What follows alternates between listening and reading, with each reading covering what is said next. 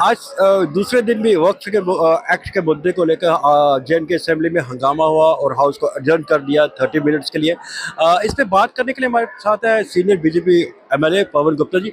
गुप्ता जी, आज जो दोबारा एडजर्नमेंट हुआ, वक्फ का एक्ट का मुद्दा दोबारा आया, तो आपको क्या लगता है कि डेलिब्रेट अटेम्प्ट है हाउस की असेंबली की कार्रवाई नहीं चलने के लिए? देखिए, ये एक इनका डेलिब्रेट प्लॉय है।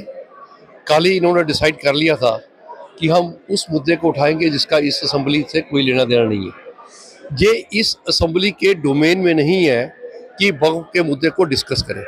ये एक सेंट्रल सब्जेक्ट है, यूनियन का, गवर्नमेंट का सब्जेक्ट है, जिस पे पार्लियामेंट में लॉ पास होकर, बिल जो पेश किया गया था दोनों हाउसेज में पास होकर वो कानून की शक्ल ले चुका है, उसको प्रेसिडेंट ने मंजूरी दे दी है। अब ये सांप निकल गया, ये लकीर पीट रहे हैं, ना तो इनके डोमेन में है ना जिसको डिस्कस कर सकते हैं।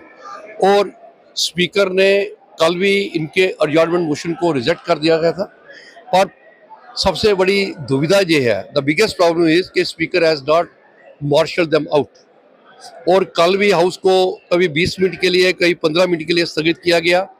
स्पीकर साहब खुद बड़े लेट आए, 1.5 घंटे के बाद में आए, जबकि हाउस में हम वेट करते रहे। कल पूरा दिन वॉश आउट हुआ।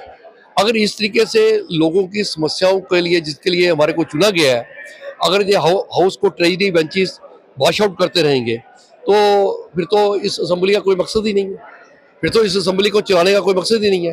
अगर स्पीकर ने रूलिंग दे दी है, कल भी रूलिंग दी और आज भी रूलिंग दी, अगर वो नहीं मानते हैं तो उनको वॉश आउट करो। जो भी सदस्य, जो होलीगंज है, जो वहां पर आज हमारे को बैल में इसलिए जाना पड़ा कि स्पीकर हमारी तरफ देखता ही नहीं है। मेरी सीट जहां पर है वहां पर तो स्पीकर साहब ने आज तक देखा ही नहीं है, उनकी नजर ही नहीं आती है। मैं पॉइंट ऑफ इंफॉर्मेशन रेज करना चाहता हूं तो मैं किसके आगे रेज करूं? Because this house has become a house where nobody listens. आपका कोई सीरियस पॉइंट भी होगा तो कोई इसको लिसन करने को तैयार ही नहीं है। गुप्ता जी, इसमें दो पहलू हैं, मैं आपसे आई ट्राई टू अंडरस्टैंड। एक तो पहले कि आपने कहा ठीक है कि जो वक्फ एक्ट जो पास आउट हो गया वो असेंबली का डोमेन नहीं है, पर ये रेफरेंस देते हैं तमिलनाडु असेंबली की। और दूसरी बात है, ठीक है, हम इसको ये, इनका ये कहना है कि हम ये नहीं कहते इसको रिपील किया जाए या इसमें कोई तरमीम की जाए, ये कहते हैं कि हम इसको एक्चुअली अपना पॉइंट ऑफ जो हमारा कंसर्न है वो रेज करना चाहते हैं, तो वो हमें मौका दिया जाए। आपका एडजॉर्नमेंट किस इशू पे मूव होगा, दो rules are very clear. If that adjournment motion has been accepted, फिर तो डिबेट होती। वो adjournment motion तो रिजेक्ट हो चुका है। जब वो रिजेक्ट हो चुका है तो किसी की डिबेट होगी? स्पीकर की अथॉरिटी किसी भी केस में फाइनल है, final and binding on the house है। जब स्पीकर ने कल भी उसके ऊपर में अपनी रूलिंग दे दी, आज भी रूलिंग दे दी, तो एक किस चीज के ऊपर प्रोटेस्ट कर रहे हैं? If they want to protest they should go and outside address the media, whatever is their viewpoint. This house is not meant to discuss those things which are not in the domain of this assembly. Gupta ji, आप ये कह रहे हैं ये जो NC जिस तरह से मतलब ये तो काफी problem for the first time मैं देख रहा हूँ कि ट्रेजरी बैंक खुद ही इतना बड़ा प्रोटेस्ट कर रहा है। ऐसा अमूमन डेमोक्रेसी में होता नहीं है। तो व्हाट यू आर सजेस्टिंग कि ये एक डेलिब्रेट अटेम्प्ट है हाउस की कार्रवाई को डिस्टर्ब करना, ताकि जो ऑपोजिशन बेंचेस अपने इशू ना उठा सके? देखिए, ये एक डेलिब्रेट प्लाई अटेम्प्ट है कि हाउस को ऑब्स्ट्रक्ट करो, कोई भी पर्पसफुल जो इश्यूज है उनको कोई उठा ना सके। लोगों के ज्वलंत मुद्दे हैं, बर्निंग इश्यूज है, उनको हम उठाना चाहते हैं।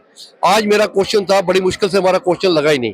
पूरे सेशन में एक क्वेश्चन मेरा आया है, पूरे 20 क्वेश्चन में से एक क्वेश्चन आया है।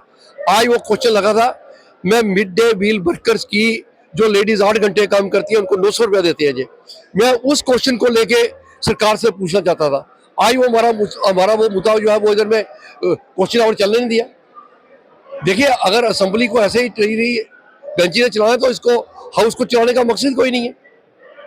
They are defeating the very purpose of a elected government. Gupta ji, आखिरी सवाल पूछो आप। जैसे जो असेंबली जो रहती है जिसमें लेजिस्लेटर, ये लोगों की एस्पिरेशंस और उनकी जो उम्मीदें हैं उसकी वो तर्जुमानी करते हैं, दे रिप्रेजेंट दैट थिंग। तो ये जो एनसी के एमएलए या बाकी जो मुस्लिम कम्युनिटी के एमएलए जो है, इनका ये कहना है कि हमारी कुछ कंसर्न है with regard to the Waqf act, और ये मुस्लिम्स को एक सेकंड क्लास सिटीजन की तरह ट्रीट करता है या उसकी तरफ देखता है। तो we should be given an opportunity कि हम अपनी जो फीलिंग्स है वो हाउस के अंदर बोल सके। देखिए, the highest forum in the country where the debate has to take place, that was the parliament. There the debate has taken place. Whatever was the point of view in favor of those amendments, that has been conveyed to the House. Who were against those amendments, they were also conveyed to the House. Ultimately, it is a majority which prevails, and majority vote has been given for the amendments in the Waqf bill. Since those amendments have been accepted by the parliament, it is of no use to cry horse over a spilled milk. अब तो ये चीज हो चुकी है. Gupta ji last बात आपसे पता है, जैसे आपका मैं कब जब से असेंबली देखी आपका व्यू पॉइंट देख रहा हूँ, बाकी कब देख रहा हूँ, बीजेपी का एक व्यू पॉइंट है कि जो स्पीकर है उसकी जो कंडक्ट है that is very partial with regard to the opposition. तो क्या आप स्पीकर के खिलाफ कोई रेजोल्यूशन या मोशन पास करना चाहते हैं कि आप चाहते हैं कि सुलह सुलाई से स्पीकर है वो एक फेयर मैनर में बात करे, काम करे? देखिए, स्पीकर साहब बहुत ही अनुभवी, बहुत ही पुराने और सम्माननीय हमारे बुजुर्ग नेता भी हैं और स्पीकर भी हैं। अफसोस ये है कि जब हम पॉइंट ऑफ ऑर्डर रेज करते हैं, जहां पर मेरी सीट लगी है उनकी उस साइड देख ही नहीं सकते, वो देखते ही नहीं है, तो मैं क्या करूंगा? अब आप कह रहे हैं कि रेजोल्यूशन उनके खिलाफ लाया, हम रेजोल्यूशन की बात नहीं कर रहे हैं, हम ये कह रहे हैं कि आप हमारी बात सुनो, and once you give a ruling on a subject that must be implemented in letter and spirit. आपने कहा कि ये एडजॉर्नमेंट मोशन इस असेंबली में नहीं आएगा, तो फिर उनको प्रोटेस्ट क्यों करने दे रहे हैं? उनको मार्शल आउट करिए। Late those people, those MLAs who are protesting against the same in the Bella House, they should be martial out. Gupta ji आपने समय दिया, बहुत बहुत शुक्रिया, thanks a lot. Thank you.